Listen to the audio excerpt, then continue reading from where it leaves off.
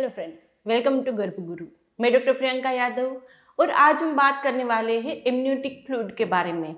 बच्चे के आसपास का तरल पानी जिसको एमनियोटिक फ्लूइड बोलते हैं, बच्चे के सर्वाइवल के लिए, बच्चे के ग्रोथ के लिए बहुत ही ज़्यादा ज़रूरी चीज़ है। आपने सुना होगा कि पानी कम हो गया था तो आपको एक्स्ट्रा सचेट्स दिए गए हैं या एक्स्ट्रा आपको ड्रिप चढ़ाने के लिए बोला गया है, या फिर बहुत ही ज़्यादा पानी कम हो गया हो तो आपको एडमिट भी करेंगे। तो यहाँ पे बहुत ज़्यादा क्वेश्चन आ रहा था कि मेरा नॉर्मल पानी कितना होना चाहिए, नॉर्मल एमनियोटिक फ्लूइड कितना होना चाहिए, और वो कम हो रहा है नहीं वो हमें कैसे पता चलेगा। एमनियोटिक फ्लूइड कम है या नॉर्मल है, बच्चे के आसपास का पानी कैसा है, वो आपको सिंपल एक अल्ट्रासाउंड से पता चलेगा। अल्ट्रासाउंड में डॉक्टर वहाँ पे कैलकुलेट करेंगे आपकी AFI यानी कि amniotic fluid index. Amniotic fluid index यदि आपकी नॉर्मल है तो वहाँ पे कोई दिक्कत नहीं है, बच्चे को कोई वहाँ पे परेशानी नहीं है, उसका ग्रोथ अच्छे से होता रहेगा, उसका वजन अच्छे से बढ़ेगा। लेकिन यदि आपका AFI कम है यानी कि एमनियोटिक फ्लूइड इंडेक्स, आपका तरल पानी कम है, तो वहाँ पे बच्चे का ग्रोथ कम होगा, बच्चे का वजन कम बढ़ेगा। आपको वहाँ पे एक्स्ट्रा प्रोटीन लेने के लिए बोलेंगे, जिसके लिए आपको मेडिसिन सचेट्स देंगे, या फिर आपको मैंने जैसे बताया ड्रिप वगैरह भी प्रोटीन की चढ़ सकती है। तो यहाँ पे एमनियोटिक फ्लूइड का यदि कम हो गया तो उसको बढ़ाने के लिए होम रेमेडी कौन कौन सी है, ये भी बहुत ज़्यादा लोग मुझे पूछ रहे थे। या घर पे हम ऐसा कुछ कर सकते हैं जिससे तरल पानी बढ़े, तो जी हाँ, घर पे आप कर सकते हैं। पहले तो प्रिवेंशन इज द बेस्ट, यानी कि आप प्रिवेंट ही करो, पानी कभी कम ही ना, उसके लिए क्या किया जाए वो भी हम यहाँ पे डिस्कस करेंगे। यदि कम हो रहा है तो क्या करना चाहिए, और यदि एक्सट्रीम केस में यहाँ पे बहुत ज़्यादा पानी कम हो गया तो आपको इमरजेंसी सीजर के लिए भी बोलेंगे। कभी पानी बहुत कम हो गया है, इससे ज़्यादा कम हुआ तो बच्चा अंदर सूख सकता है, अंदर ही बच्चे को दिक्कत आ सकती है, तो आपको आप प्लान सीजर के लिए बोला जाएगा, इमरजेंसी सीजर के लिए बोला जाएगा। तो काफ़ी सारे लोग ये बोलते हैं कि वो करना चाहिए या नहीं।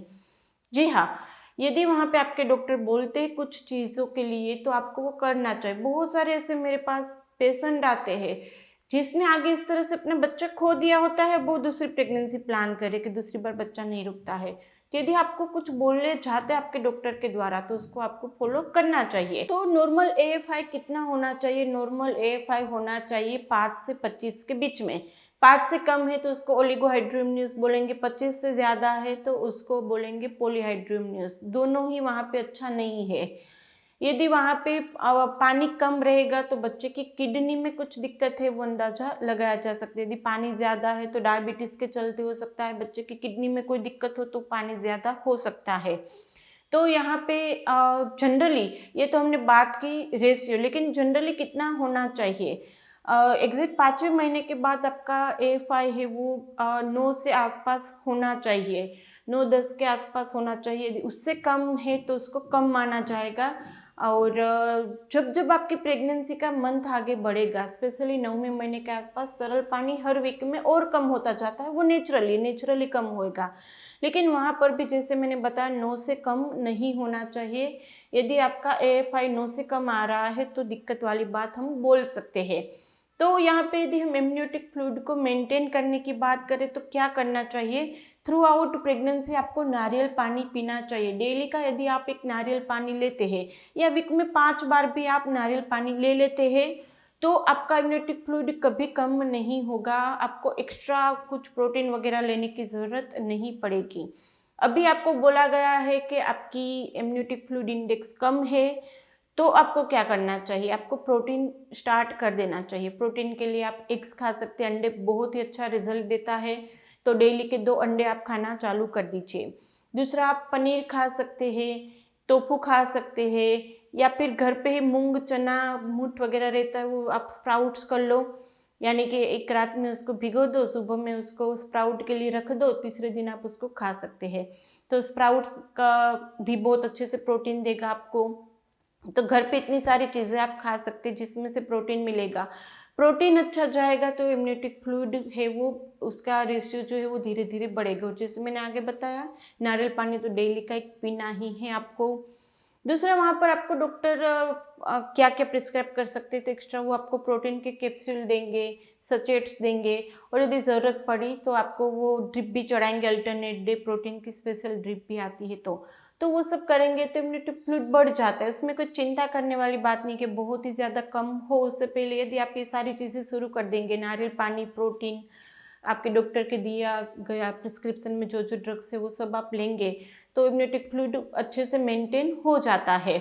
और यदि वहाँ पे ऐसा है कि इम्यूनिटी फ्लूइड कम है बहुत ही, स्पेशली 9वें महीने में ऐसा कभी कभी हो जाता है कि आप सब कुछ करते हैं, रेस्ट भी करते हैं, प्रोटीन भी लेते हैं, ड्रिप वगैरह भी ले लिए, सब कुछ, लेकिन फिर भी ऐसा है कि अभी ऐसा बोलेंगे डॉक्टर कि नहीं आपको वहाँ पे सीजर करना पड़ेगा, और ज़्यादा कम हो जाए पानी, उससे पहले हम बच्चे को बाहर निकाल लेते हैं, तो उस टाइम पे वहाँ पे नॉर्मल होने के चांसेस थोड़े से कम रहते हैं। यदि इम्यूनिटिक फ्लूइड कम है बहुत तो नॉर्मल डिलीवरी होने के चांसेस कम रहते। कभी कभी किसी की हो भी जाती है, लेकिन रिस्क बन जाता है आपके लिए भी, बच्चे के लिए भी। तो यदि हम वो रिस्क नहीं लेना चाहते तो सीजर एक अच्छा ऑप्शन है। इमरजेंसी में आपको बोले तो आपको करा लेना चाहिए। वहाँ पे फिर नॉर्मल सीजर के बारे में नहीं सोच के हमें बच्चे की और आपकी हेल्थ के बारे में सोचना है। तो ये था आज का वीडियो पूरा, जिसमें हमने बताया कि नॉर्मल कितना होना चाहिए और यदि कम है तो आप क्या करेंगे। और इसमें से भी कुछ कन्फ्यूज़न है, कुछ क्वेरी है तो आप हमें कमेंट बॉक्स में बता ही सकते हैं, या फिर हम इंस्टाग्राम पे ज्वाइन कर सकते हैं, वहाँ पे Q&A लाइव सेशंस होते रहते हैं। वीडियो अच्छा लगे तो इसको लाइक एंड शेयर कर दीजिएगा। अभी तक सब्सक्राइब नहीं किया चैनल को तो कर लीजिए, आपके लिए बिल्कुल ही फ्री है। तो चलिए फिर जल्दी से मिलेंगे नए वीडियोज़ के साथ, तब तक के लिए stay healthy, stay happy, bye.